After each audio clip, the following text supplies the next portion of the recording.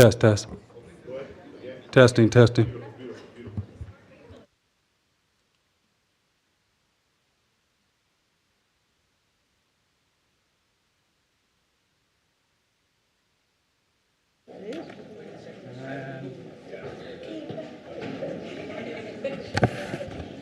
Hello, Dr. Pitt. Okay. All right, how are you?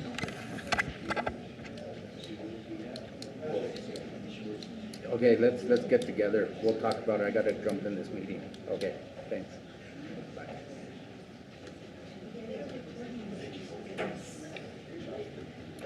I just want to make sure I'm doing this right. Yeah, I'll ask you what you wanna change and then you'll say. So we need to move from Yeah. that item. I assume she's here, but her stuff's here. Yeah, yeah. Yeah, she's here, I saw her, she just went out. She was meeting with, Bill. Yes, exactly.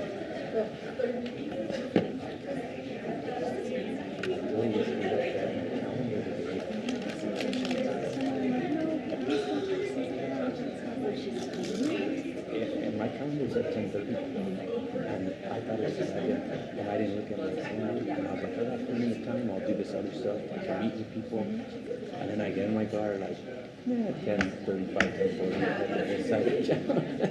She's calling me, and I'm like, forget it, I was like, don't even, I was already close to 11 at the time. But it was Abbott's a good program. I have this every day on lunch, I was there too. Huh? It was I was there too. You were there too. Just for ads, and Milagro, and Santa Fe. And then they had, I love And then there's little bags, and yes, exactly. I just went to But observe then, so it's like, I was like, no. Capitol a few years ago. A number of years ago, probably when they first got it. Well, we're reading to mid to middle, so it works. Before a pandemic. Oh, okay, yeah. That's like kind of screws For everything stuff up. like That whole thing. Yeah. Kate's there, I feel fine. I guess she's good at that. She much better than I. Roman, I Yes. saw you in a magazine, Santa Fe magazine. Have you seen that? Yeah, with my brothers. I know, it's really Yeah, cool. yeah. Canyon Road. Yeah, that's right. Yeah. We went looking at it. Is it the big glossy one? Or Yeah, the big glossy one. Okay. She did a story on my They had family. a stack of them because they had an advertising in there, so they gave it to us. Oh, And I was nice. looking for their advertising. Yeah, yeah, it was pretty cool. Yeah, they did a story because both our mom and dad are from Canada. Yeah. Both sides. Yeah. So, yeah. And how many are you? How many kids? There's 5 of us, but like on both sides, hundreds of cousins. I don't know. Yeah. It's But like- you are one of 5. Well, I'm one of 5 Siblings, One of 5 siblings. But then you must have moved because you went to Capitol High. Yeah, well, we always lived on the south side, but since our grandparents lived up there, we went to Atalaya. So then, yeah, and then we went to Alameda because we couldn't get away with that anymore. They're getting stricter with the interzone transfers, and then that's why we ended up at Capitol. Is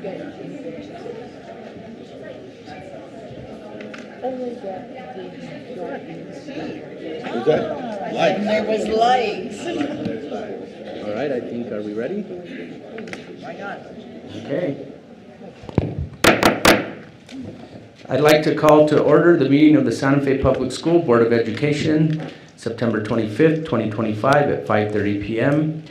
We'll start with our pledge allegiance and salute to the New Mexico flag, acknowledgement of tribal land, and then approve our agenda.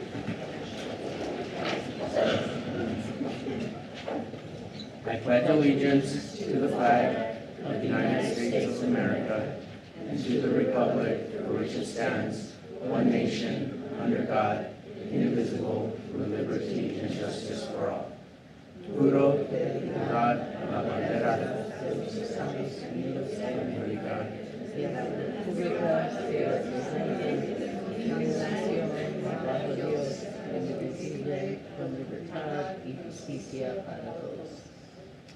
I salute the flag of the state of New Mexico, the symbol of perfect friendship among united cultures. Saludo Navidad Nuevo México, buenos días, ¿cómo estás? Perfecta, entre todas. Fast crowd today. We acknowledge that our Board of Education meeting is taking place on occupied indigenous land. We acknowledge the Tesuque Pueblo lands and other tribal lands on which we stand. We honor these people, past, present, and future. We acknowledge the history and ongoing colonization of where we are sitting right now in New Mexico and in our country. We acknowledge our own place in the story of colonization.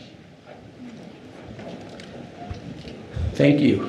Item D is approval of the agenda. Superintendent, are there any changes to the agenda? President Abeta, yes, we need to remove bars number 0069 under consent item 1. This was for the Gear Up grant, and it was feared that the program would be slashed, but we received word that it is funded and will move forward after all. Okay, so when we approve the consent calendar and the budget adjustment requests, bar 069 will not be included in that. Correct, thank you. Okay, there is, can I have a motion to approve the agenda with the clarification regarding the budget adjustment request? So moved. Can I have a second? I'll second. We have a second. All those in favor? Aye. Those opposed, motion carries. Item 2 is introduction of interpreter. President Abeta, board members, Deputy Superintendent Vanessa Romero. Para asistencia de traducción en español, la señora Peña te ayudará. Great, thank you. Okay, school showcase. Capitol High School Avid is up first. President Abeta, board members, Assistant Superintendent Jamie Holliday.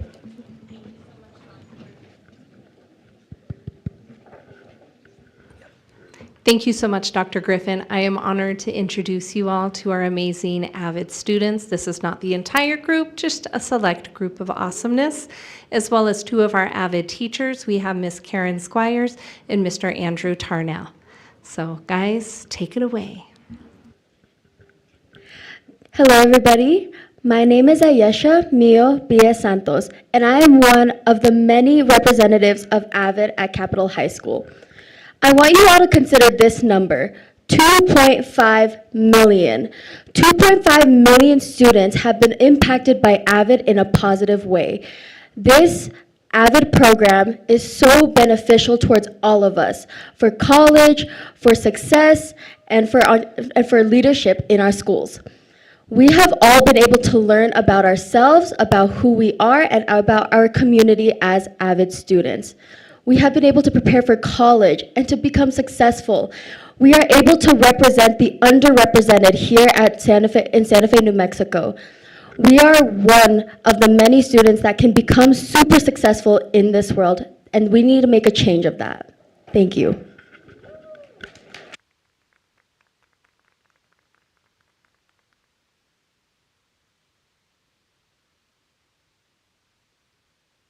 Of course, yes.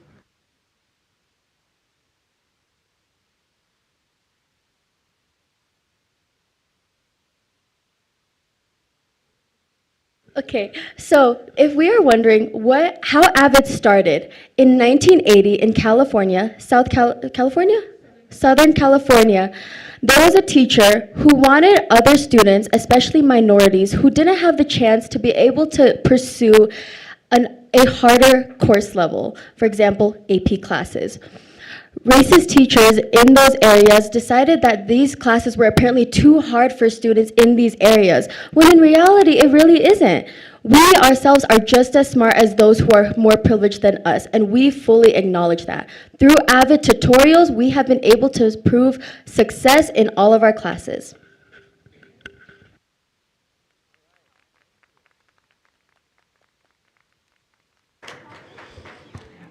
Comments from the board regarding our Capitol High School AVID program. Board Member Heffron. I would like to, am I on? Let's see, yes. Congratulations, yes, they know, and I spoke to them earlier briefly, that I was an AVID tutor at Milagro, Santa Fe High, and Capitol High a couple of years back, and I love tutoring in that program. You students are so dedicated. You are invested in collaborative learning. You are not afraid to ask questions about what you don't know or what you maybe need to be better at. And I applaud that every day. That's very brave of you.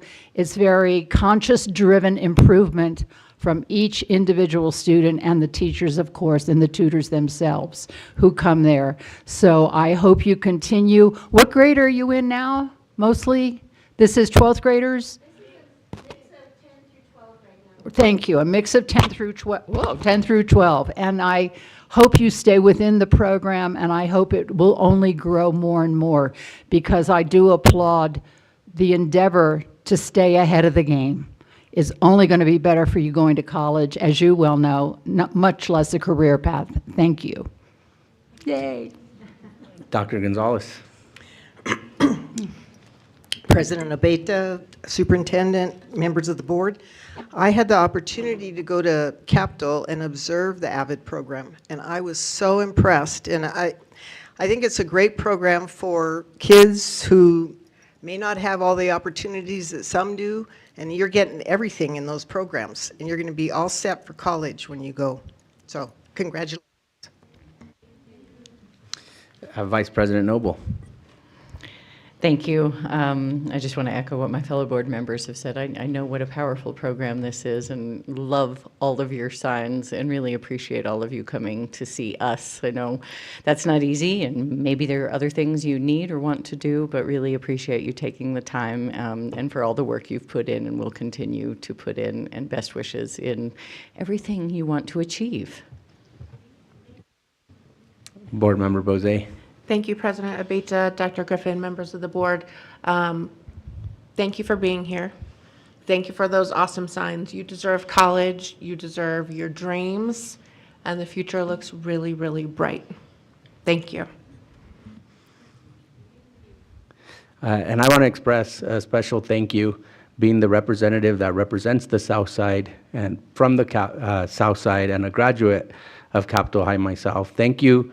Not only for the hard work you're doing, but also thank you for what you're showing younger people in our district and in our community can be accomplished. The example you're setting, this isn't, you're not only doing something very important for you, but you need to know that you're doing something important for our entire community, especially those on the South Side. And I deeply, deeply appreciate that. Thank you. All right. Okay, so that brings us to our next school showcase, which is Year of the Arts in Education, honoring our arts partnerships. President Abeta, board members, Fine Arts Coordinator Christina Gonzalez.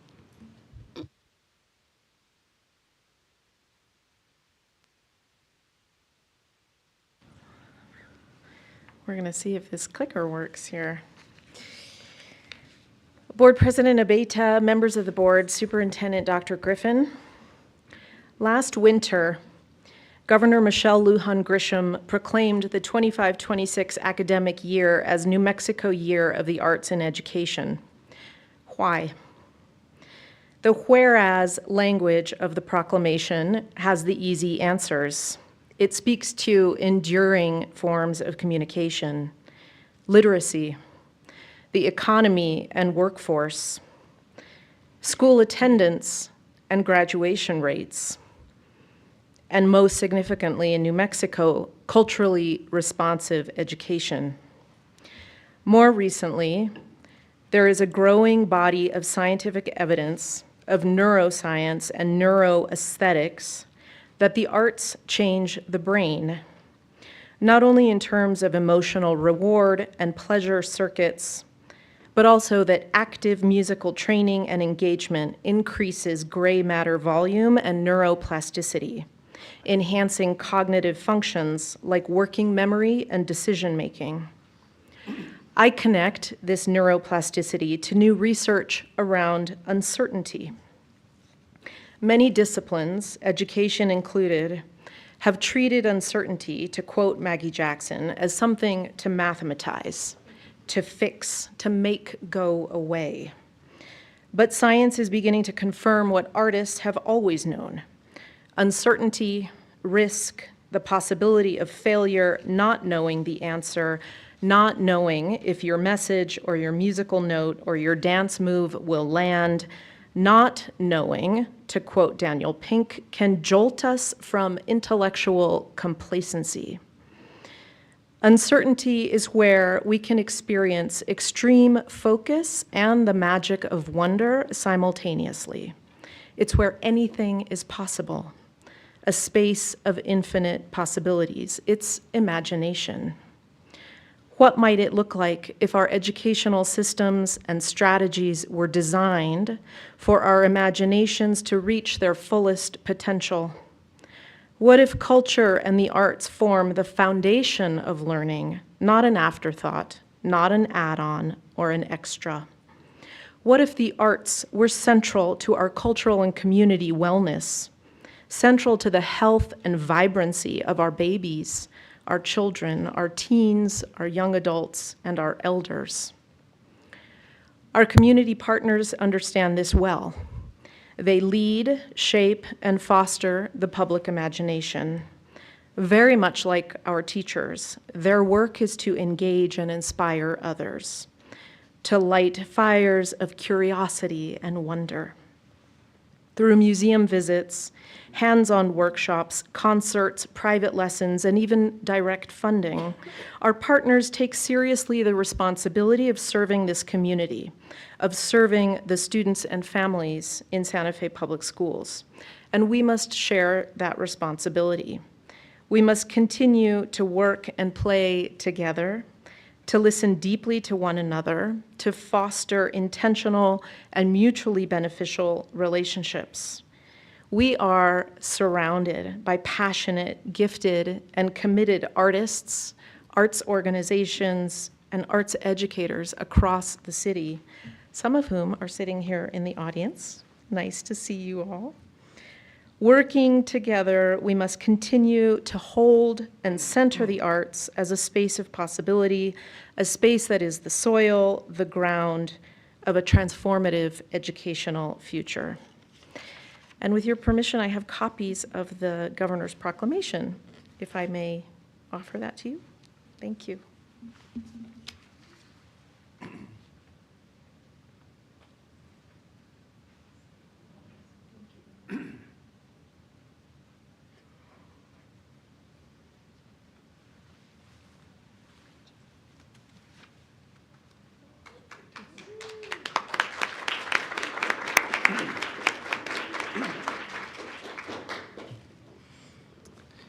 Okay, thank you. Next on our agenda is public forum.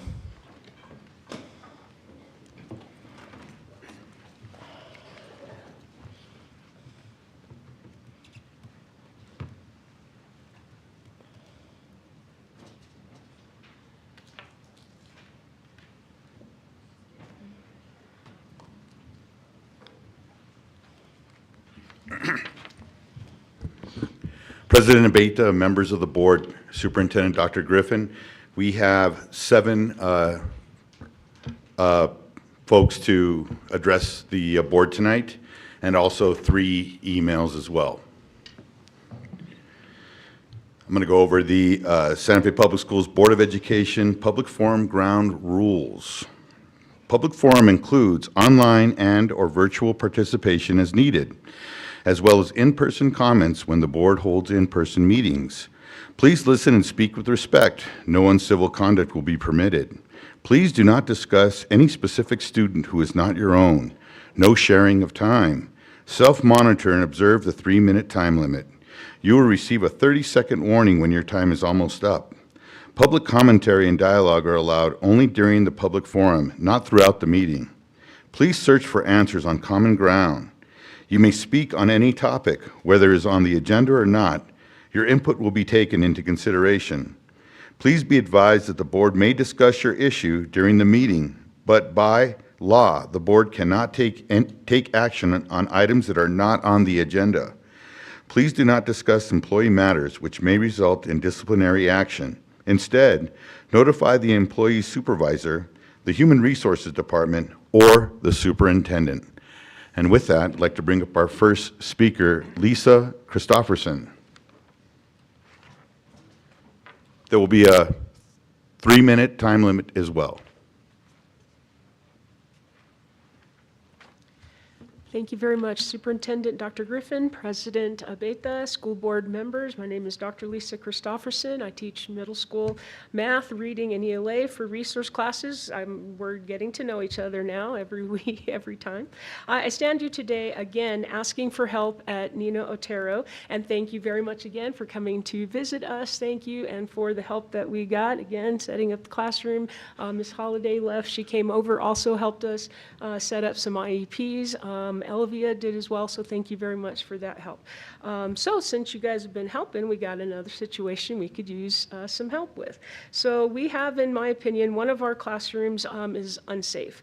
We've had staff who are getting hit and they're getting hurt. So on average, there are about 4 to 6 adults in that classroom, with 1 or 2 that are attempting to maintain the learning for 8 of the students, and then there's 3 to 4 other adults that are trying to mitigate to prevent hurt and harm.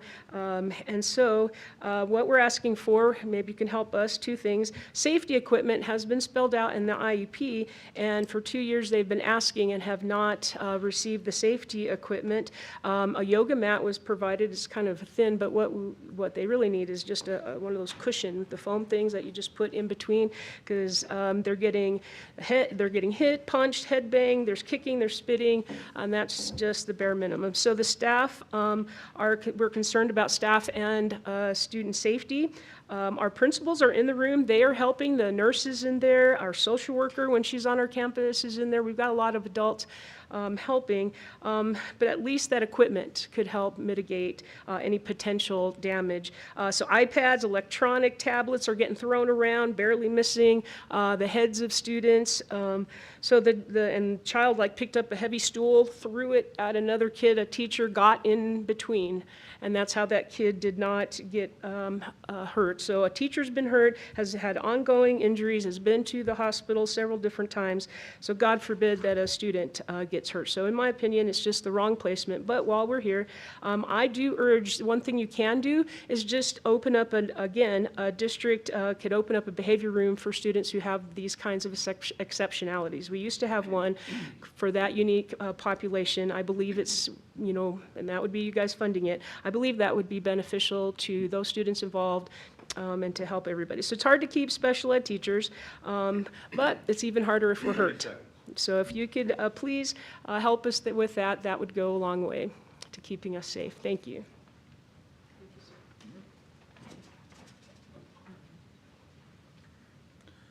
Our next speaker is Joyce Gittimer. Come on down.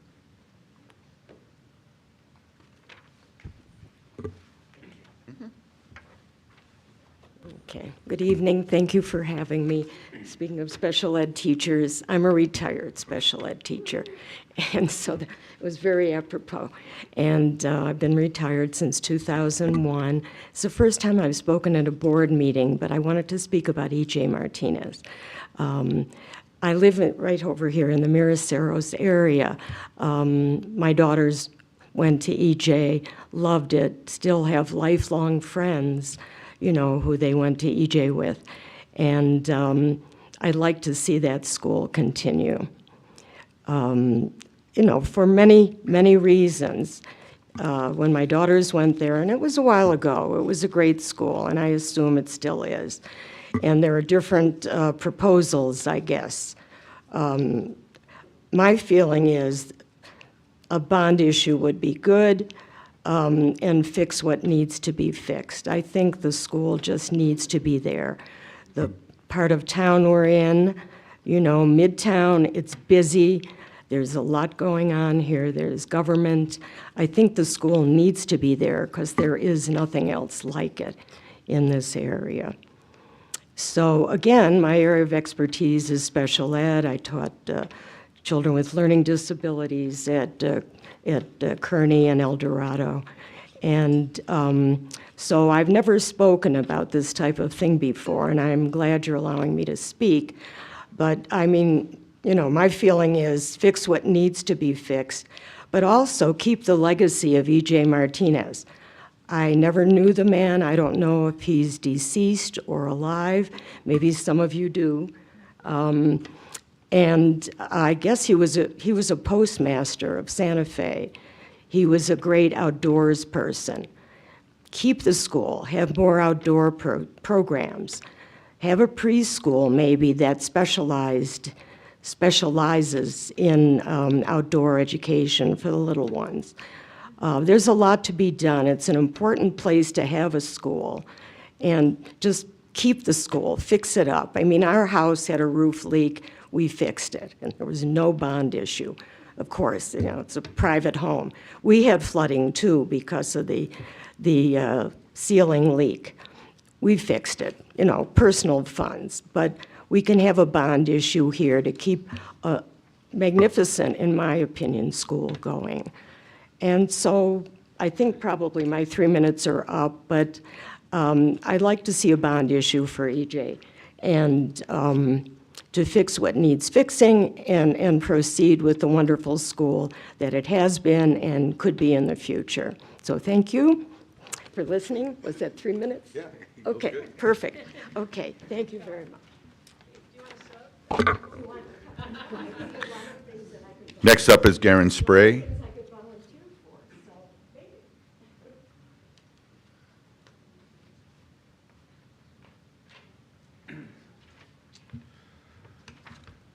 Good evening, members of the board, Superintendent Griffin, Board President Abeta. My name is Garen Spray. I teach at Capitol High, and by the way, I went to EJ.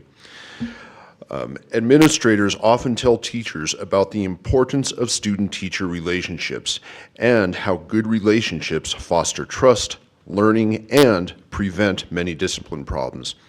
And they're right. Relationships are important. Therefore, you need to understand that allowing cell phones in schools automatically makes the relationship between students and teachers adversarial. Let me repeat that. Allowing cell phones in schools automatically makes the relationship between students and teachers adversarial. For the students, cell phones are the center of their universe. Students are addicted to their cell phones. For the teachers, cell phones undermine everything that we do in the classroom. So, on behalf of the students and the teachers, let me say, thanks a lot. Thanks a lot for condoning and facilitating the students' addictions, and thanks a lot for burdening the teachers and invalidating our efforts to teach.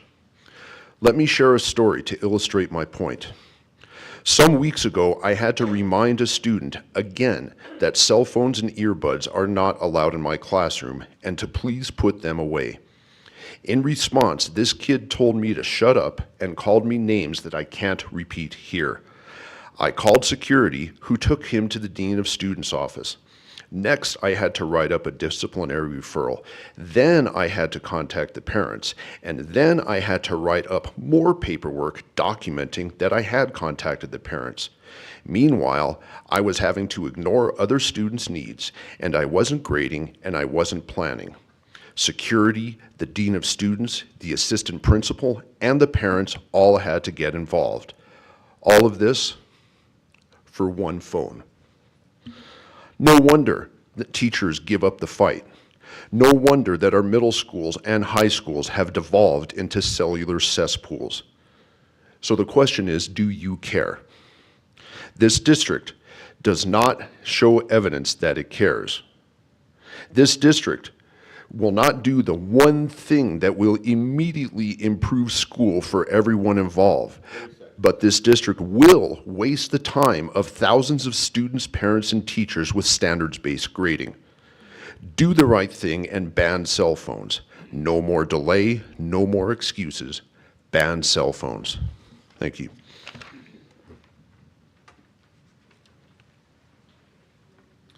Our next speaker is Miriam Lucero. Sorry, couldn't.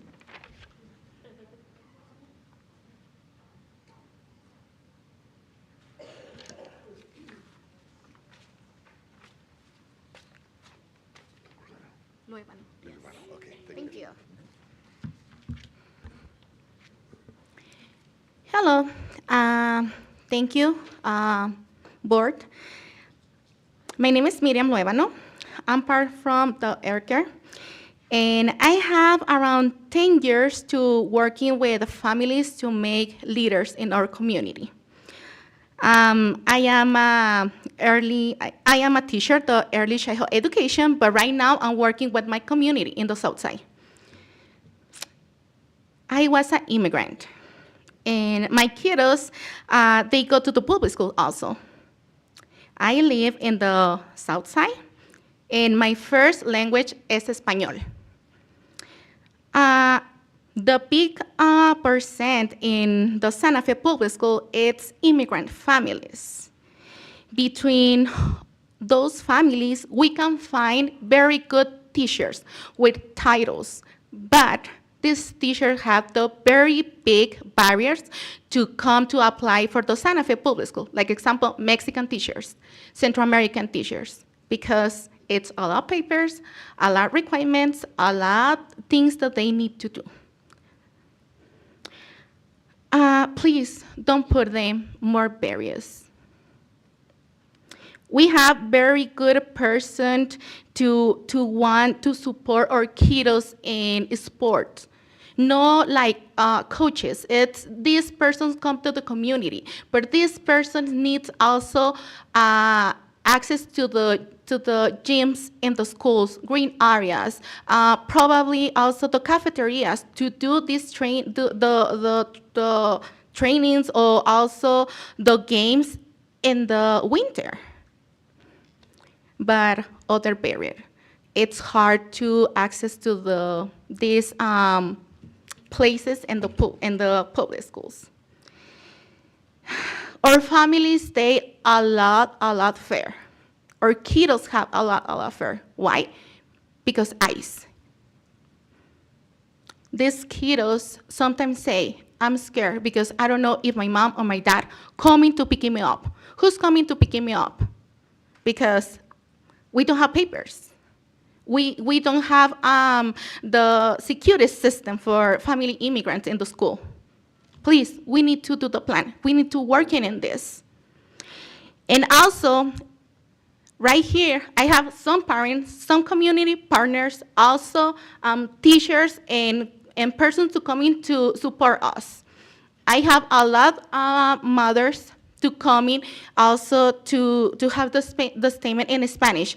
I have 6 statements here with me in Spanish. Why? Because these parents, they come in to join us because they have multiple jobs. And thank you so much. Hopefully you can see these statements later. Thank you.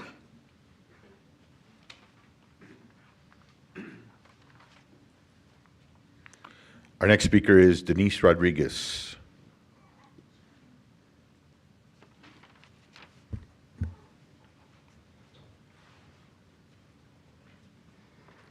Hello, I'm speaking Spanish. Gracias. Buenas tardes a todos y a todas. Muchas gracias por el espacio que nos brindan. Voy a leer frase por frase. Buenas tardes, miembros de la Junta Directiva y los aquí presentes. Mi nombre es Esmeralda Peña y estaré ofreciendo asistencia en traducción en español. Voy a leer las reglas básicas del foro público. With your permission, can I read the rules, the basic rules for the forum in Spanish? Is it okay? I don't think it's ever been done. Is that okay? Voy a leer las reglas, ¿ok? Ok. El foro público incluye participación en línea virtual según sea necesario, así como comentarios en persona cuando la Junta realice reuniones en persona. Por favor, escuche y hable con respeto. No se permitirá ninguna conducta incivil. Por favor, no hable sobre ningún estudiante específico que no sea el suyo. No compartir el tiempo. Autocontrole y respete el límite de tiempo de 3 minutos. Darán una advertencia de 30 segundos cuando su tiempo se acabe. Los comentarios y el diálogo públicos estarán permitidos únicamente durante el foro público, no durante toda la reunión. Busque respuestas en puntos comunes. Podrás hablar sobre cualquier tema, esté o no en orden del día. Su opinión será tomada en consideración. Tenga en cuenta que la Junta puede discutir su tema durante la reunión, pero por ley la Junta no puede tomar medidas sobre temas que no están en la agenda. No hable sobre asuntos de los empleados que pueden resultar en medidas disciplinarias. En su lugar, notifique al supervisor del empleado, al Departamento de Recursos Humanos o al superintendente. Entonces, si quieres, lee una frase y luego yo la traduzco, ¿ok? Buenas tardes a todas y a todos. Muchas gracias por su espacio que nos brindan hoy. Mi nombre es Denise Rodríguez y soy madre de una niña de las escuelas públicas en Santa Fe. Good afternoon to everyone. I appreciate the space that has been given to me. My name is Denise Rodriguez. I am a mother of a child of a Santa Fe public school, and I am here to voice my child's opinion. Y a otros niños que han sufrido discriminación y bullying, no solo por parte de los estudiantes, sino también de sus propios maestros. And every other children who is suffering through discrimination and bullying, no por parte, and other students, and also from their teachers. En el mes de junio, mi hija asistió al campamento de verano en César Chávez. My child in the month of June assisted the summer school at Cesar Chavez. Los primeros días fueron muy buenos y ella estaba muy feliz con su maestra. The first days were really good. She was happy with her teacher. Sin embargo, después de 2 semanas, cuando la recogimos, ella salió llorando. Unfortunately, after 2 weeks, when I picked her up, she was crying and she told me, La maestra me corrió de la clase y no me quiere. Yo pensé que era mi amiga. the teacher ran me out of the class and she told me that she does not like me and I thought she was my friend. Más tarde mi hija me contó que después de ir a la clase de apoyo de lectura, ya que ella tiene una IP, cuando regresó al salón, la maestra le dijo a ella y a 2 compañeras, fuera de aquí, no las quiero volver a ver, no quiero ver sus caras aquí. Later, my daughter told me that after the class, she has an IEP class, and told her to go back to the class. The teacher told her and other children, out of here. I don't want to see any of your faces. Desde entonces, la maestra comenzó a tratar a mi hija con rechazo, diciéndole, tu trabajo no es bonito como el de las otras niñas, tu dibujo no está bien hecho, tu letra no es como el de los demás.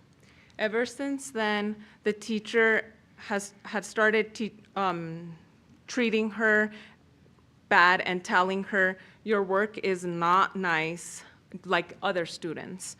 Your drawings are not right, and your writing is not like all the other students. Pero eso no fue todo.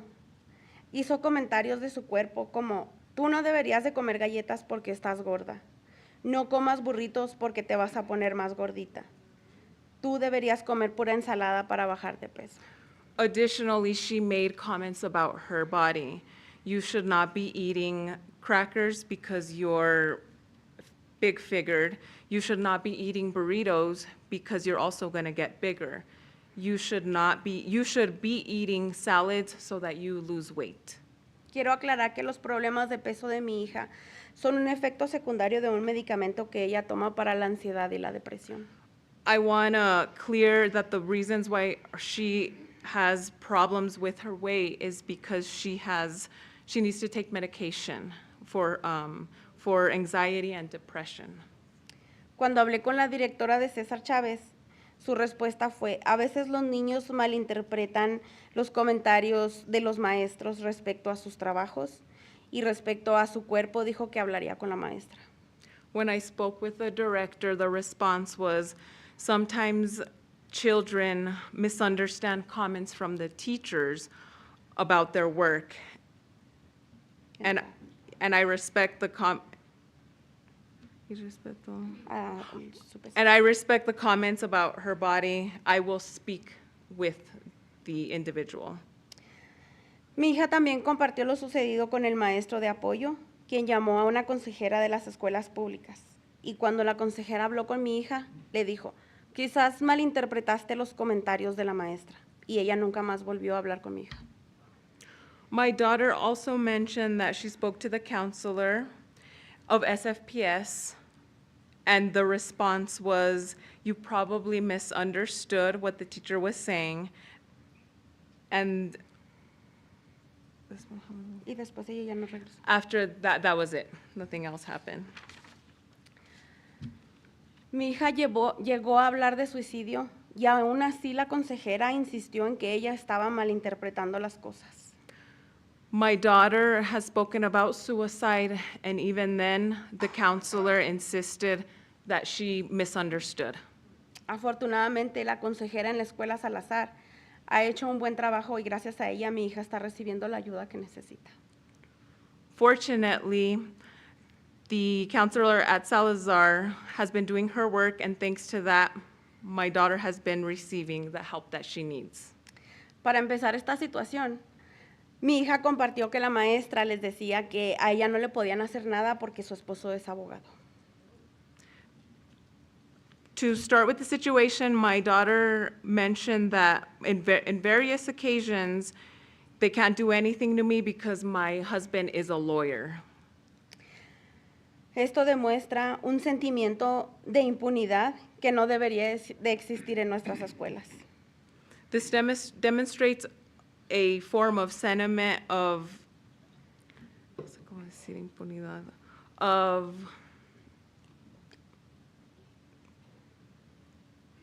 sorry, my apologies. Impunity that should not exist in the schools.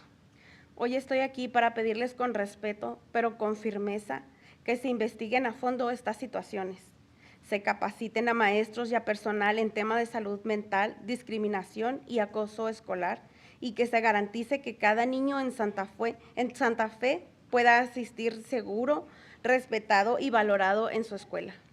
I am here to ask you with respect and firmness to please investigate this further, that we also need teachers who are in capacity in terms of mental health, discrimination, and we also need Acoso escolar. and harassment. Que garantice que That guarantees that each SFPS student feels safe, respected, and valued at the school. Porque la vida y el bienestar de nuestros hijos depende de ello. Hablemos de salud mental, hablemos del suicidio y protejamos a nuestros niños en las escuelas. Gracias. Because students' lives is for their good, and it depends on them. And let's talk about mental health, about suicide, so that we can protect our kids. Thank you. Thank you. Gracias.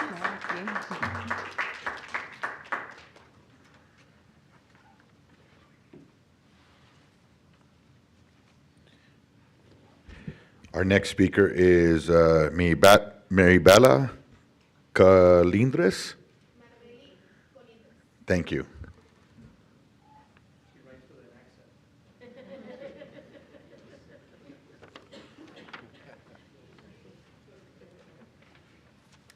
Es una frase y luego la leo yo. Muy buenas tardes. Mi nombre es Marbeli y soy mamá de estudiantes en la escuela de Santa Fe, públicas de Santa Fe. Good afternoon. My name is Maribel, and I am a mother of students at SFPS schools. Hoy me presento aquí porque quiero compartir una preocupación que no es solo mía, sino de muchas familias. I am here to present myself to share a issue not only that's mine, but of other parents. La manera en que se hacen los cambios en el personal administrativo de nuestras escuelas, muy seguido se cambia a la directora, al subdirector o a la persona encargada sin que se nos avisen ni se nos dé ninguna explicación. The issue with changes in administrative personnel at our schools, very often with changes of the director, a subdirector, or anyone in charge, and not giving us an explanation. Estos cambios no son muy pequeños ni pasan desapercibidos. Para nuestros hijos e hijas, la directora o el director representan una figura de confianza. These changes are not small. They impact our students. They impact our children. The director and the director representative, a figure of confidence. Alguien con quien pueden sentirse seguros y apoyados, cuando de un día para otro esa persona ya no está. With someone who they should be feeling safe and apoyados, se me olvida. A ver. Apoyados cuando un día. Apoyado, yes, supported, thank you. Especially when they're not here with us anymore. Y para nosotros como padres, la experiencia no es diferente. Quedamos desorientados sin saber a quién acudir ni cómo entender lo que está pasando. And same with us parents. The experience is no different. We feel disoriented without knowing with what's going on. Estamos aquí porque creemos que la educación de nuestros hijos no puede manejarse sin comunicación con las familias. We are here because we believe that the education of our children cannot be managed without communication to the families. Exigimos más respeto hacia nuestra comunidad. Pedimos que se establezca un progreso claro y transparente de comunicación cada vez que haya un cambio en el liderazgo o personal clave en las escuelas. We ask for more respect to our community. We also ask that a process be clear and transparent of communication every time there is a change in leadership. Porque una escuela no es solo del distrito. Una escuela pertenece a la comunidad, a las familias, a los niños y a las niñas que todos los días entran a sus aulas. Because a school is not only of the district. A school belongs to the community and the families as well as the children that are in there. Por eso le pedimos, no nos dejen fuera, infórmenos, ayúdennos y respétennos. This is why I ask, please do not leave us out.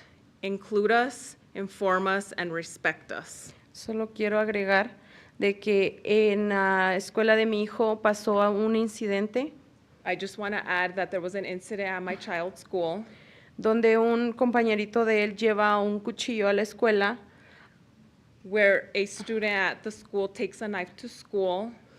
Y se armó, pues se asustaron los niños y todo eso, y nunca nos informaron de eso. Yo me enteré porque mi hijo estaba ahí. Entonces a eso es lo que nos basamos, que por favor nos comuniquen cualquier mínima cosa porque nosotros como padres merecemos saber. The students were worried, but we were not told about what happened. That is why I am here asking that we be informed of any of the stuff that's going on at school. Muchas gracias. Thank you.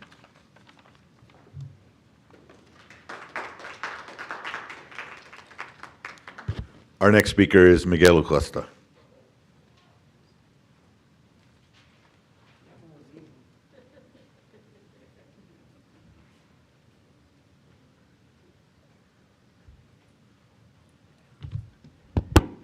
Madam Superintendent, members of the board, administration, and community. Thank you for this opportunity to come before you and share some of our concerns and also obviously observations on some of the things that just keep going wrong, right? We appreciate the support of the interpreters, but we're still in the same situation that we've been where we don't have full language access because people sit in the audience and don't understand any of the conversation, the nice presentation about AVID. There's not the simultaneous interpretation going on, and everything goes twice as long because there's got to be, the word spoken and then the interpretation, and it's just not In this day and age, right, there's the technology already exists to do it correctly, and it's still not happening. That's a message sent, and that's a message that we get, that we hear clearly, right, that there's still, so the stories that the parents share, and there's multiple stories like this every day. Miriam, I know, gets the calls every day and the emails every day about people just being dismissed because there's nobody to interpret, because there's difficulty in articulating what the actual concerns might be. There's fear of even voicing a concern because we know that there's repercussions to children from staff, from teachers. But there's also repercussions for other staff that stand up for students, right?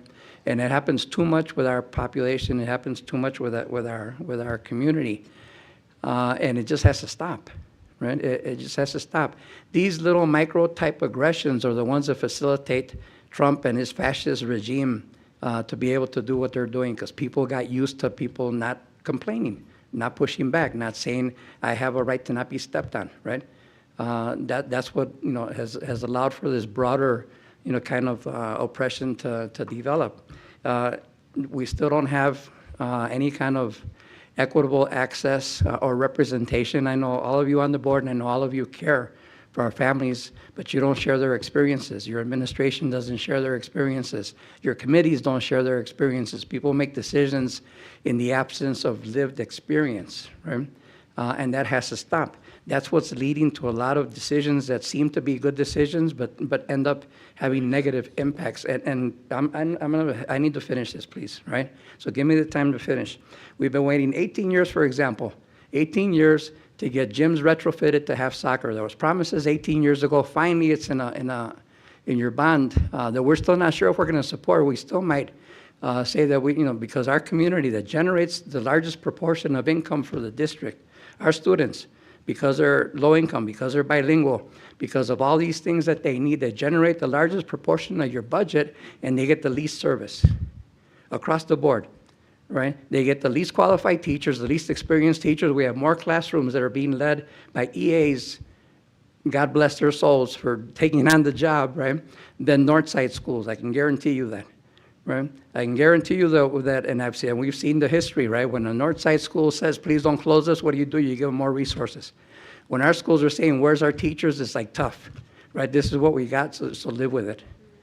This is not the kind of thing that we can continue living with, right? And you might say, well, we don't have the budget now. There's all these issues that are coming up from the Trump administration cutting us off. But when there were resources, we still didn't get it.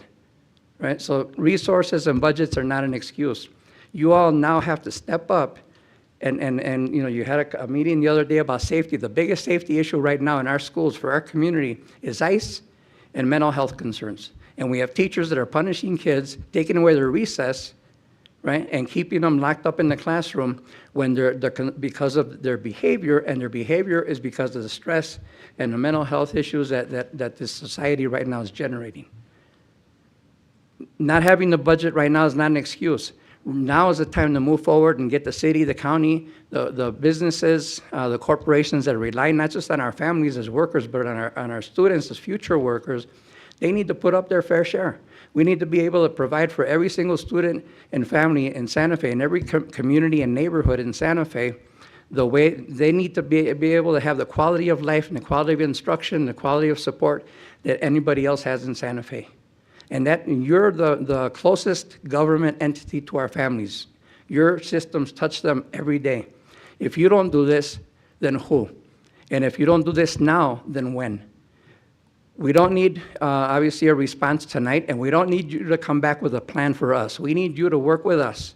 Within 2 weeks, we'd like to be able to have a conversation with you about how we're going to move forward together and co-create the kind of programming, co-create the kind of responses, and co-create the kind of supports that will guarantee not just that our children and our teachers have what they need in the schools, but that our families and our neighborhoods have what they need to thrive. We have plenty of people in our community that are professionals, that could be teachers, and they go to your office to apply for jobs, and they're told, well, this is from Mexico, so you don't qualify. Or this is from Guatemala, but you don't qualify. If they present paperwork from Spain, come on in, right? And those are the same teachers that are then criticizing our kids and calling them fat and saying that they don't speak Spanish correctly, and, you know, oh, qué bonito negrito, right? Those are not the teachers that we need. We need our own teachers, we need our own community, we need our own cultures represented in the schools, and we need it now. Thank you.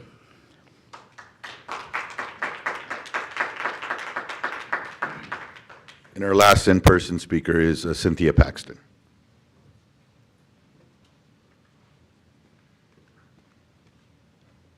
Good evening, President Abeyta, members of the board. I'm going to say everything that Miguel just said again, but also I'm a parent of a student at Chaparral. I stayed out of the fracas, the whole Chaparral EJ fracas, because my student is not, he's in 6th grade, and so others could take up that fight. I do want you to know that Chaparral's a really good school. I drop off my kiddo in the morning. The principal knows every single student by name. She knows every single parent. She knows what we did over summer. And it's not just that, it's the other teachers. They know all the students, they know the parents. It's really a community. And my student is one of those who is not at the front of the class, not at the back of the class. He's right in the middle. And those are the kids that fall through the cracks. Those are the kids that everybody forgets about. If he was going to be at Chaparral a little bit longer, I would have been much louder about the whole Chaparral EJ fracas. But then I read comments from President Abeyta in the Santa Fe New Mexican, where you said to us, I'm not going to listen to you anymore. Our decision is final. That's not okay, Tiger. That's not okay. We elect you guys to represent us. We trust you guys to do what's best for our students. And so to be told we're not going to listen anymore, that's not okay. The bait and switch that happened with the bond money is not okay. I don't know. At this point, I'll tell you that every time the Santa Fe Public Schools have a bond to be elected, I'll be out there, I will organize, I will get other parents together, and we will vote no. Because you have to be accountable to us. Dr. Gonzalez, I believe you represent both Chaparral and EJ. I expect you to do the right thing for the students. You need help figuring out the money, you need help figuring out the plans, then mobilize your parents. But do not tell us that you will not listen. That is unacceptable. You owe this community and the schools and the people who elected you an apology. And the rest of you on the board who didn't say it, you need to hold your president accountable, because that's unacceptable. We have to be listened to, because when people stop talking, all that's left is what? Violence. We have to keep talking. We have to figure this out. Thank you.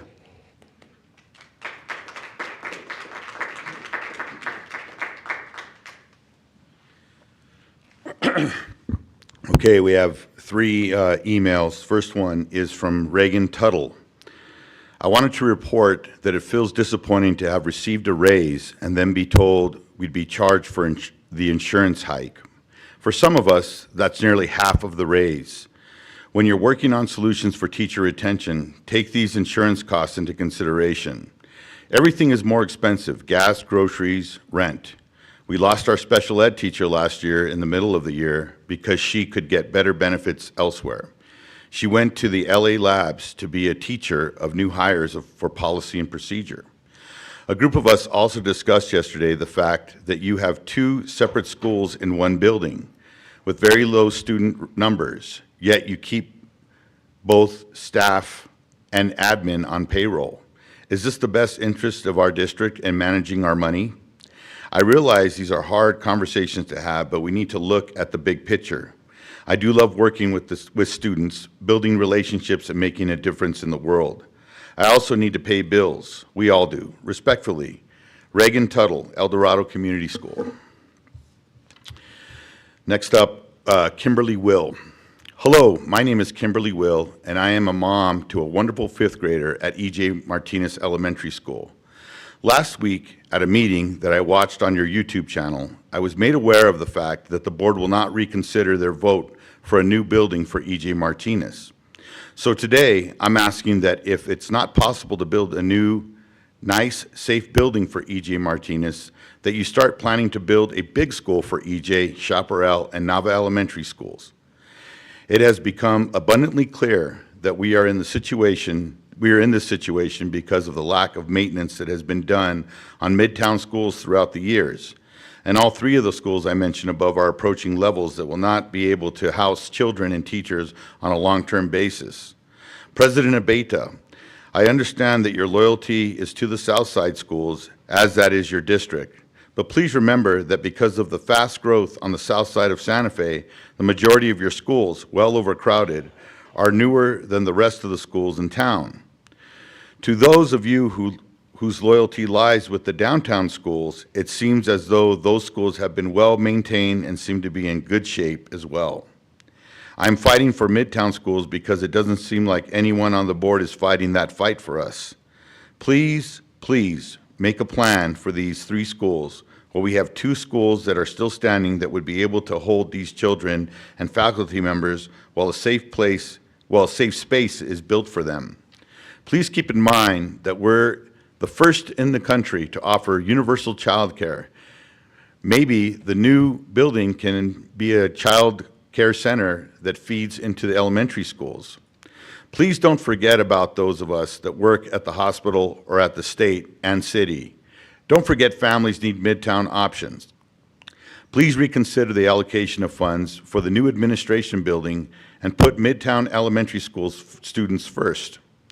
I am not a proponent of big schools. Research has shown over and over that small community schools are better for our kids. But if we are moving away from a small community schools because of funding, then I'm ready to fight for a big school, if that means that our children will have a nice, big, safe building that they deserve. And next up is Dr. JZ 87507. Good evening, board members. I want to respectfully remind you of the recent town hall meeting that brought together families, staff, and community members from E.J. Martinez and Chaparral Elementary Schools. That discussion made one thing very clear. The Midtown area is changing rapidly, and we must now act to meet the educational needs of a growing population.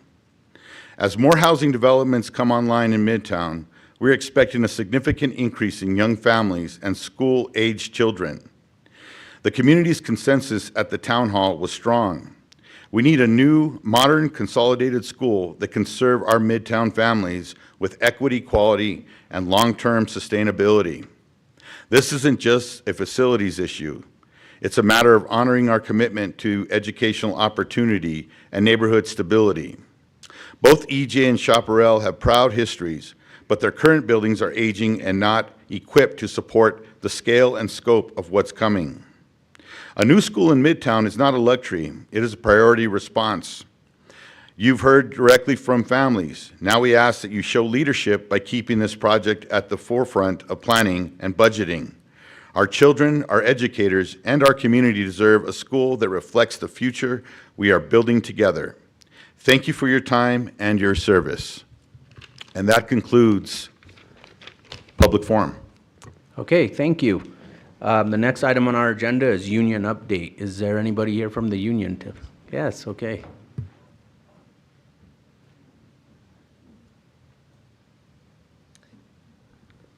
Good evening, Superintendent Dr. Griffin, President Abeyta, members of the board, members of the audience. My name is Alana Cartier. I'm president of NEA Santa Fe.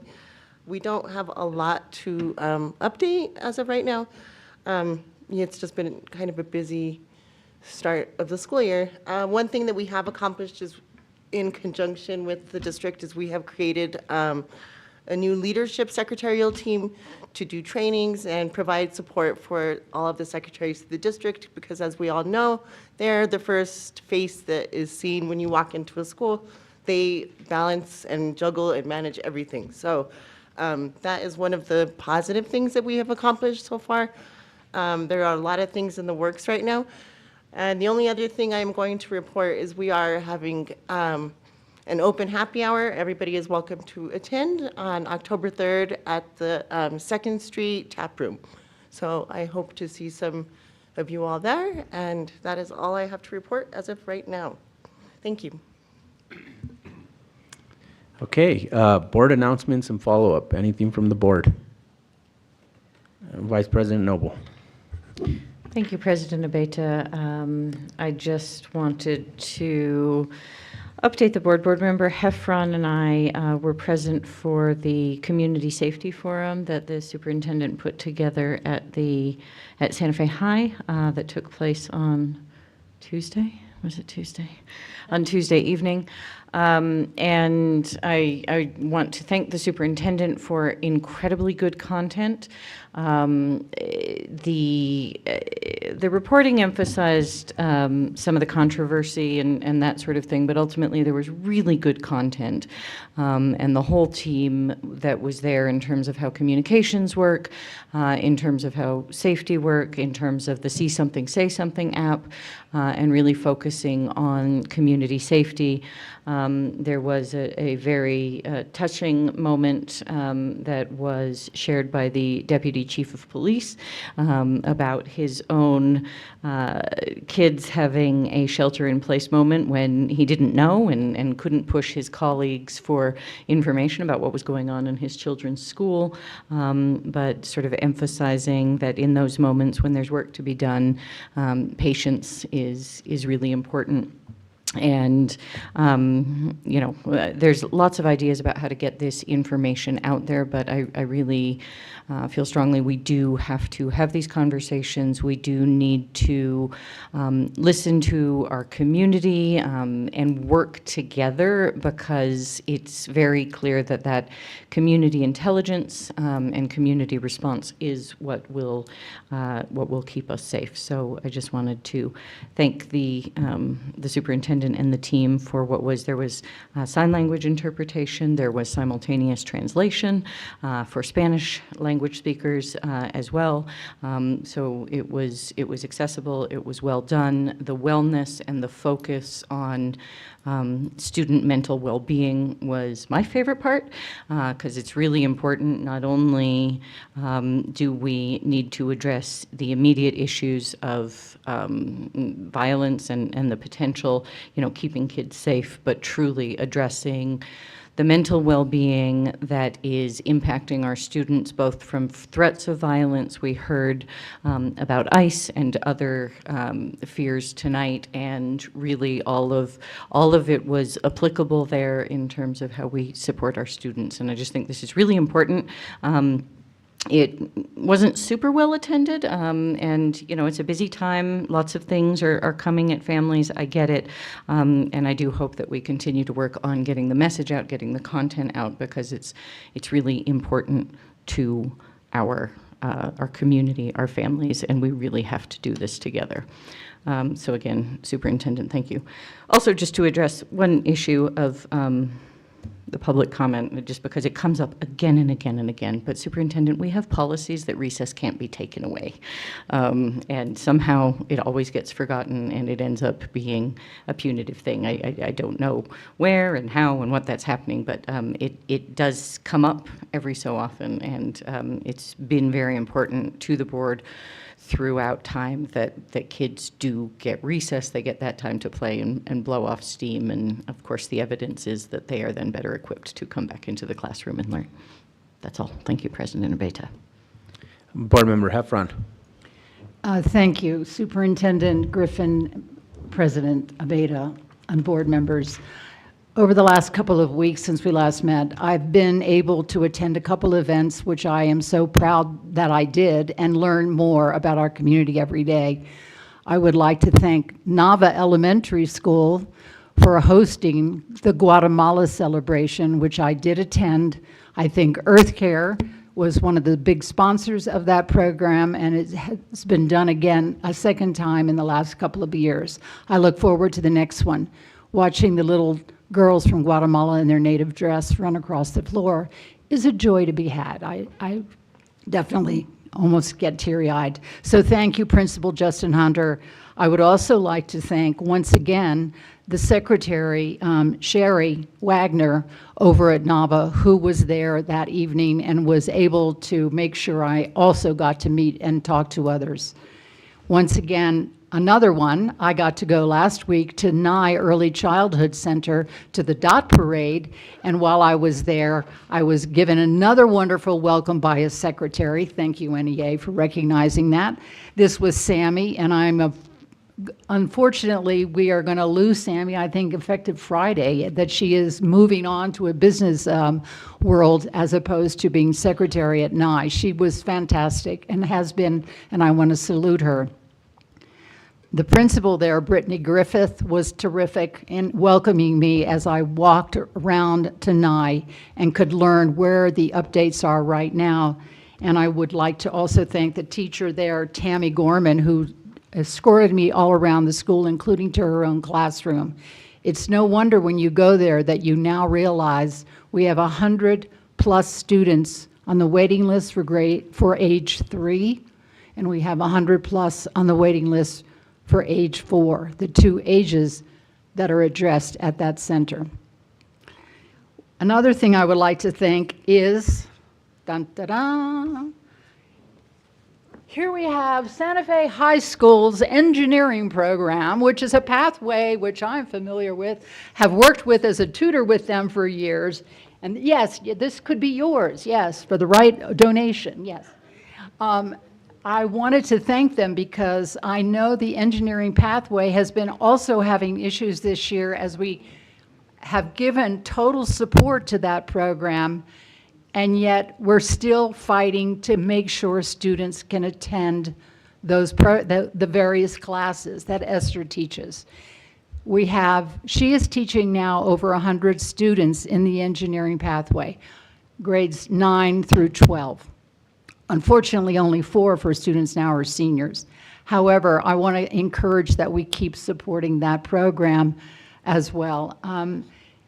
If there's anything more, is this the time I could nominate somebody to CRC? No? That's another issue at another time. Thank you very much then. That's all I have. Okay, other board announcements and follow-up.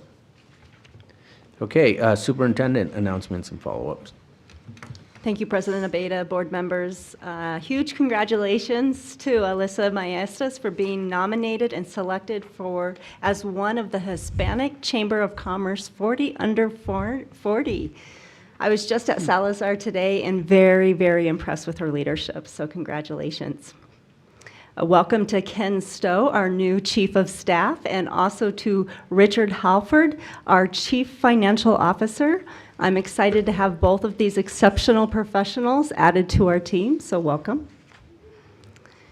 We did have the safety forum, and I wanted to add one more thing there that I just wanted to note that because of some of the comments that we received, we have updated our substitute orientation and reference materials to contain a quick reference sheet so that way all substitutes know what to do in the event of an emergency.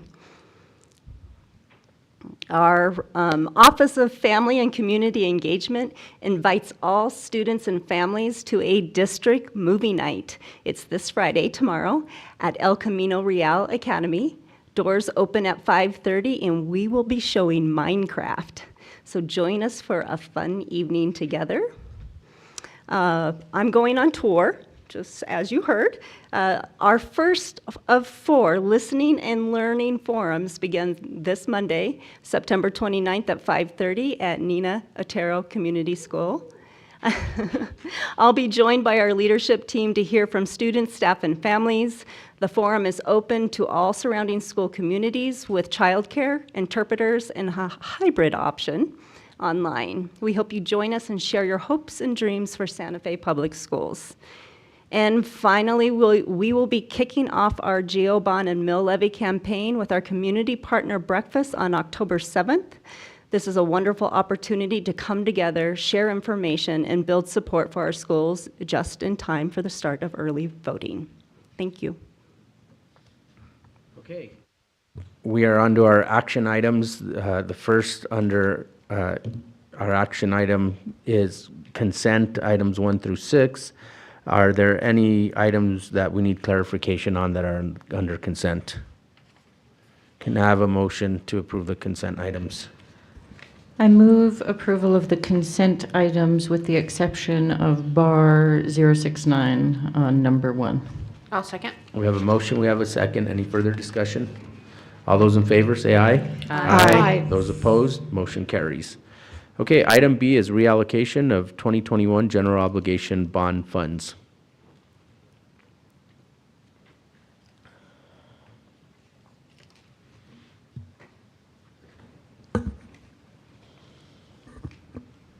Board President Abeyta, board members, Dr. Griffin. I'm here this evening to present what the Citizens Review Committee requested or recommended in their last meeting. Board member Sarah Bozay was kind enough to stand in as a representative from the Citizens Review Committee to provide any commentary or support for this, but I could walk you through a short presentation with a lot of numbers. I'll try and make it painless, if you don't mind, and have you hopefully understand what we are trying to do at this point, which is we're trying to reconcile and put in order the 2021 GO bond.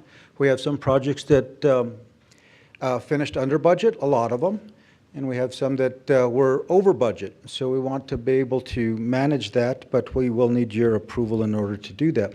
So this is the current line item of the 2021 GO bond and what the expenditures have been for that time period over the last 3.5 years, and what the remaining amounts are on the far right column. So the original budget is in the first column where you see original budget, and then there's reallocations the next column down.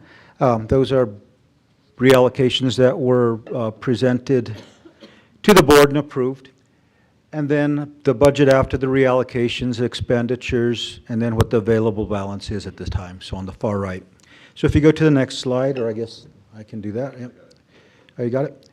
There should be another slide just like that. Let's go back a couple. Maybe I should do this. There we go. And that's the other half of the line-specific items for the 2021 GO bond. And you'll see the balances at the bottom. So we're about 75% expended in the 2021 GO bond.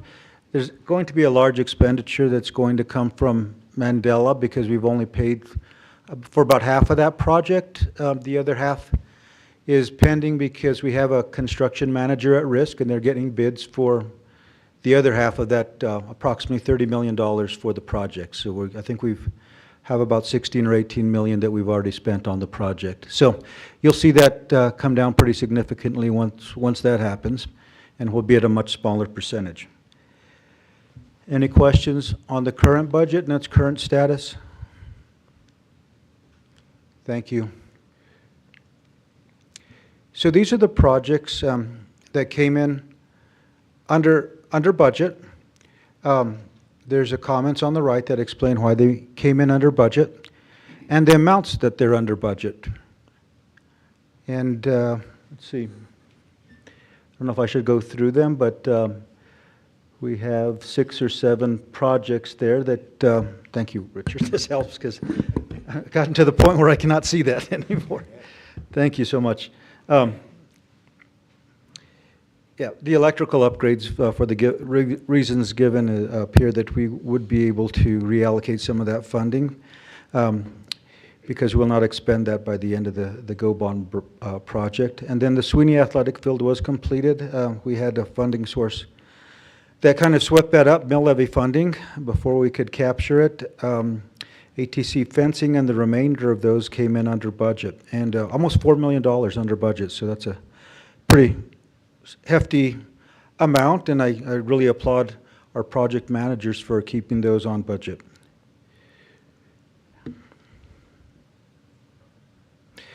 Next, we have a couple of projects that, okay, there we go. Or I'm sorry, before we go into that, what we're recommending is that we sweep up those over budget projects that we were just looking at previously and reduce them by the amount indicated in the red, and you'll see their balance once we've reallocated to contingency. And you see that contingency goes from its current 1.3 or $1.4 million all the way up to 5.3. So that gives us a lot of flexibility with the other projects that we have going, and that we can reallocate very quickly from contingency and not impact other projects. Any questions at this point? Okay, I'll keep going. This is the language I think we'll be talking about later, but that we would ask the board to consider in the first reallocation. There'll be two, because first we want to reallocate to contingency, and then from contingency we want to support a couple of projects that are over budget. So this would be the first move or reading when we take action on this, on how to reallocate these funds and the amounts.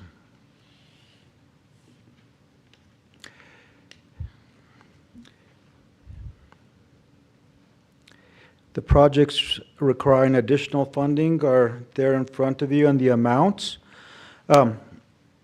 Outdoor learning spaces seem to get swept up with the number of athletics fields that we provided over this last summer and the year previous. So we used some of that funding, but we did overexpend it. And then change orders on the commons in Santa Fe, which was it was about almost a $20 million project. Came out to $422,000 in order to manage those. So what we would ask the board to approve, or what the CRC is recommending, and staff, is that we reallocate those amounts that were needed from contingency to those two projects. And that would be the language in order to approve that during the action item. So I hope that was understandable. It is a little bit to walk through, and I appreciate your time and patience. Are there any questions? From the board, Board Member Bozay. Thank you very much, President Abeyta, members of the board, Dr. Griffin. I just thought I would do a quick recap and summary as the co-chair of the CRC. And again, it is Community Review Committee and not Citizens Review Committee. Essentially, as Mr. Romero explained, we had several projects that there was money left. Some of that came in under budget. Some of it had other funding sources, such as mill levy. And the committee did request that that column be added to our kind of the way we look at these projects, so that we can ensure that all projects have been fully funded, even if the funding stream is from something other than the GEO bond. So the committee was very thorough to ensure that projects were finished to the scope that they were intended, and we learned that they were. So with that, I will pass it back along. All right, Vice President Noble. Thank you, and thank you, Mr. Romero, and thank you, Board Member Bozay, for the reminder on Community Review Committee. It's at least the second time I've heard that today. We're falling into weird old patterns. Anyway, I think it's very understandable. I appreciate it. My question is, I was under the impression, or at least it's been said, that we had some reallocation to do some improvements for the EJ and Chaparral campus and what's going on there. I'm just wondering, I don't see those on the list here, where we are on that. Can I jump in? Do you want to go? If you'd like, please go ahead. We, I think that those are to be discussed, that on the very last page, you can see what will be left in contingency in the pink on the far right. So there will be funds left even after this reallocation, and plus and minus. So that'll leave about $4.6 million left that needs to be spent down, that isn't currently allocated for other projects. So I think that's very much on the committee's radar, and as co-chair, I've asked staff to bring that forward to us as soon as possible. May I add to that, Board Member Posey? We're also advocating for the allocation to be able to do that in the 2025 GO bond.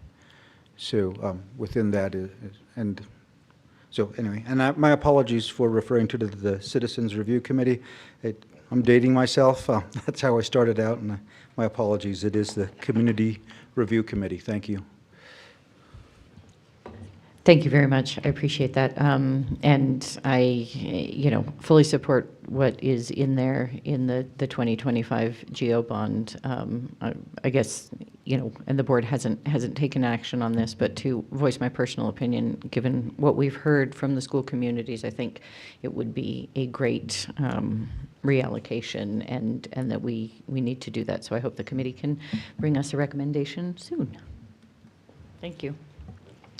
Board Member Heffron. Dr. Griffin, President Abeyta, and board, as a relatively new board member, I'd like to understand better. I didn't see it in the 21 GO bond here. Where were the allocations of potential funds to revamp EJ originally when the roof was collapsing and there was flooding, et cetera? Where was the money coming from, or what part of our budget items was the money identified to fix that school? Vice President Noble. I think I understand the question, and I would lean on Board Member Bozé, who, with her long service on the CRC, has a good history here. But long story short, we were given numbers that said it would be $10 to $12 million roughly to replace the roof and HVAC on EJ, and it would cost 14 to 16 million to rebuild a small, environmentally friendly, nice tight envelope school. So the board gave the direction and request to the CRC to prioritize the rebuilding of EJ in the 2025 GO bond allocation, so the one that will be on the ballot this November. When the final recommendations came and the cost to rebuild EJ had gone up to 35 million, the board reconsidered that priority, given that the cost had more than doubled. So in other words, pre-2025, this was not a line item anywhere on these papers, then I didn't miss it, in other words. Thank you very much for that. President Abeyta, Yes, if Board I Member could. Bozé, yes. Thank you. Vice President Noble gave a very perfect summary, I think, of everything that's happened in the last 18 months or so. Your question is, where was that on here? And this facility master plan that shaped the GO bond from 2021 was done, in 2020, and there was no leaking roof at that time. So the way that process works is that the facilities are looked at and they're prioritized, any projects that are found, and the CRC makes a practice of prioritizing the very most important projects and then going level by level and adding in until we get to that, in 2021, it was $100 million. So that it wasn't even a priority project at that point that led to the roof failure in what year? It was 2023? I think 2023, was it? Winter Yeah. of 2023, something like that. So Thank you also for that explanation to clarify all of this, since it's such a huge issue still before us, I know. Thank you. Okay, can I have a motion regarding reallocation of the 2021 general obligation bond funds? President Abeyta, should I read all of these? Okay. I would like to move to reallocate the 2021 general obligation bond funds as discussed, which is reallocating from all of those projects that we listed into contingency, and then from contingency to the outdoor learning and to the Santa Fe High School Commons. I'll second. Okay, we have a motion and a second. Any further discussion? Just to note, it's also the recommendation of the CRC, which I appreciate. Okay, all those in favor? Aye. Those opposed, motion carries. Item C is the first reading of the amended policy 502, budget development and maintenance. President Abeyta, board members, Chief Financial Officer Richard Halford.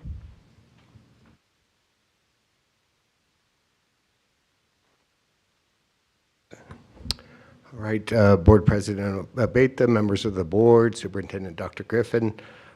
What you have before you is, I believe, a policy that has been discussed, but this is the first time it's come to you for approval. It pretty much, the intent of it is to give us a bit more flexibility as far as what we're budgeting. You know, I looked at the BAR list that was on the consent agenda. Of the 17 items on that, 13 of those were basically net zero transfers within cleanup bars, if you will. They give more clarity to the budgets that we do provide because they cover up any of the negatives that just by nature of operating the district are created. Some examples, one of the examples is if we can find, in fact, I saw it on the actual bar sheet, if we can't hire a teacher in person, you know, we have to go to a contract services, so that gives us that flexibility to do that. And if we, or if we hire someone that came in under what we budgeted or so forth. So it's some flexibility that we, that other districts around the state do have, and it keeps us, sometimes PD, as you probably realize in some of the bars that we do present, they give some unrealistic deadlines. They'll sometimes give a deadline that there's either no board meeting before it is due, or even if there is one, it's not within the 72 hours. So this will give us the ability to react to those and prevent any audit findings from having a function over budget, which is what PD looks at. They budget at the function level, and this will help us prevent that. Vice President Noble. Thank you very much. And just to say, I've said it before, but I'm very glad that Mr. Halford is back with us. Welcome back. This was considered by the Audit Committee this week, last week, recently at the last meeting. And this is a policy that did come before us before. I had a lot of questions about it, and I will confess because I didn't understand it. And as even we heard in the audit committee, you know, often boards maybe would consider not giving their oversight authority away, which is, I think, why part of the reason I was uncomfortable with it before. But as Mr. Halford points out, and if we look at our bars for September, 13 out of 17 of them are $0 bars. The one he was noting is bar number 5, I think, a maintenance budget bar to move funds from teacher-based salaries to contract services. Ultimately, what this does is this allows staff to move money sort of within the funds and do this maintenance bar. The recommendation of the audit committee was that we pass this, as is noted on the summary sheet. It also says that our current financial auditors noted that the audit risk is minimal, because we did ask that and discuss it at the audit committee. The other thing that was recommended by the audit committee, which I would say we could specify in the motion tonight, was that we get a quarterly summary of the maintenance bars from the finance department, just so that we do still have our eyes across it. But I do think that this will streamline things for our finance staff if they're able to do these maintenance bars within the funds with a net zero. It doesn't change the budget, it just changes which specific thing they're spending on, that they don't have to ask us for approval of that. So again, I do think it streamlines things. Board Member Heffron. Thank you. And yes, I would agree with Vice President Noble, because as a member also of the Audit Committee, the committee did agree that those quarterly reports would be done and valuable to us. And also the monies that we're talking about transferring on this are minimal. We're not talking about millions of dollars that we're losing track of here. I just want to clarify for everyone in general, we're talking lesser dollars, in other words, that we shouldn't have to panic about. Thank you. Okay, any more questions or discussion from the board? Can I have a motion? I'll move approval of the first reading of amended Policy 502, Budget Development and Maintenance, with the specification that we ask for a quarterly summary of maintenance bars be given to the board. I second. Okay, we have a motion, we have a second. Any further discussion? All those in favor say aye. Aye. Those opposed, motion carries. Okay, the next item is item D, Growing Up New Mexico Lease Amendment. Vice President Noble. President Abeyta, as I think members of the board know, I do work at Growing Up New Mexico, therefore need to recuse myself from this item, so I am going to exit into the superintendent's office, if that's okay, Superintendent. So I'm not here for any discussion, consideration, or vote on this item. Great, thank you.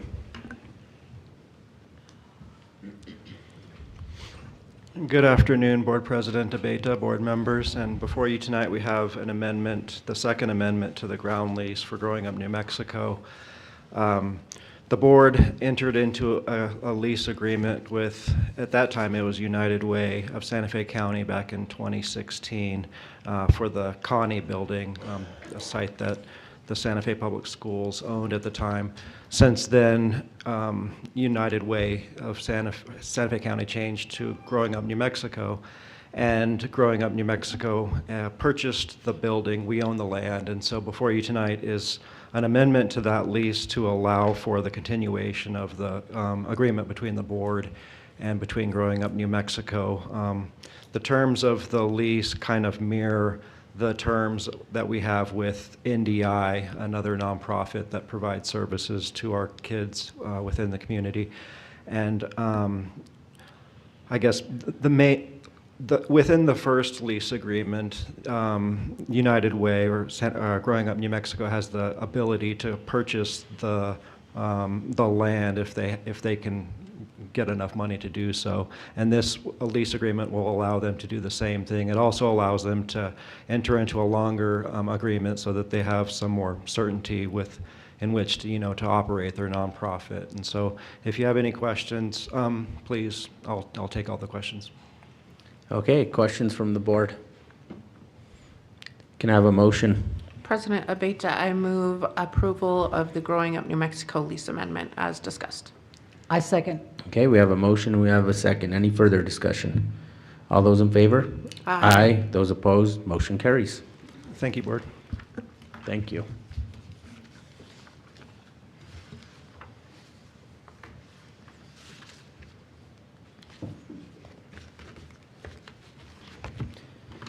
Okay, we're on to board discussion and possible action. Item A is Superintendent, Board President, and Vice President monthly meetings. I requested that this item be put on tonight's agenda. We've had our superintendent with us now for 4 months. And and I think we all probably have meetings with the superintendent on a regular basis, but I thought it was important that we, as a board, and being that we do have a new superintendent, that there is some kind of formal monthly check-ins with the superintendent. And I didn't want to just take that upon myself as the president and start meeting with her. So I had this discussion with Vice President Noble, asked if she would be willing to participate with me. And then it also is an opportunity for other board members. And again, you're still welcome to meet with the superintendent as need be, but if you know that we have this standing meeting, if you want us to discuss something specific with her or have an issue that maybe you had forgotten in one of your meetings with her, you can bring it to our attention and we can discuss it. Plus, I think it's also important to provide the superintendent with an opportunity to communicate back with us on a regular basis and give us feedback and let us know what's going on in the district from her side also. And so Vice President Noble, I don't know if you wanted to add anything to the discussion, and then we could hear from the rest of the board members. Thank you very much. I really appreciate this idea from President Abeyta. I think that it's really difficult. It's just sort of a difficult structural thing that, in essence, each one of us is 20% of the boss of the superintendent, but individually, of course, we have no power, and it can get real disparate. And I think that there's some things that are coming up that, you know, had to do with the way we've worked before, different superintendents, that sort of thing, and that honestly we owe it as a board to the superintendent to be aligned and have a little more alignment in terms of our guidance and direction of her.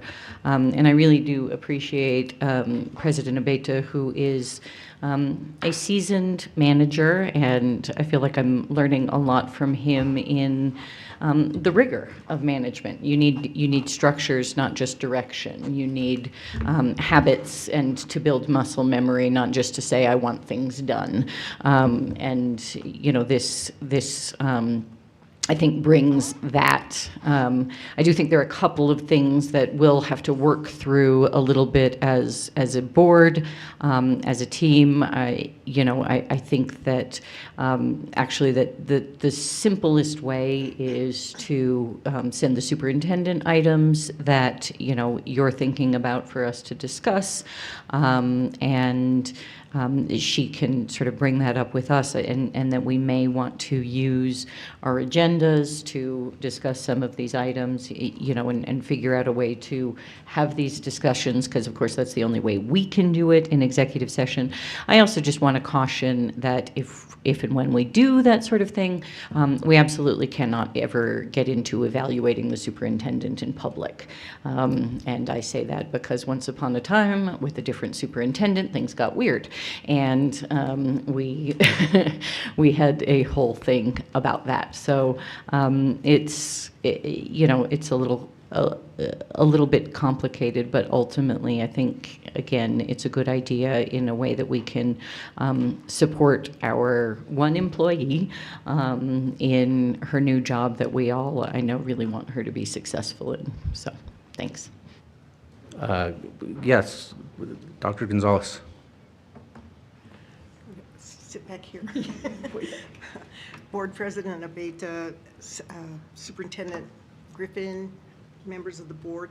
I think it's a great idea. I mean, I think there's a lot of things that you can help the superintendent with as well, just understanding this district, and she's done a lot already, but there's still, we need help. We all need help, so thank you guys for deciding to do that. Board Member Heffron. I would also like to thank Dr. Griffin for continuing to meet with us one-on-one as individual board members too, to listen to what we are learning when we go out into our community and hear remarks from students and teachers, et cetera. So thank you for doing that. That's new to me this go around with this superintendent. Thank you. Okay, Board Member Bose, any comments? It sounds lovely. Thank you for your willingness to do that. We Okay. definitely want Dr. Griffin to be successful. And Dr. Griffin will give you the last word on this subject. Almost 4 months.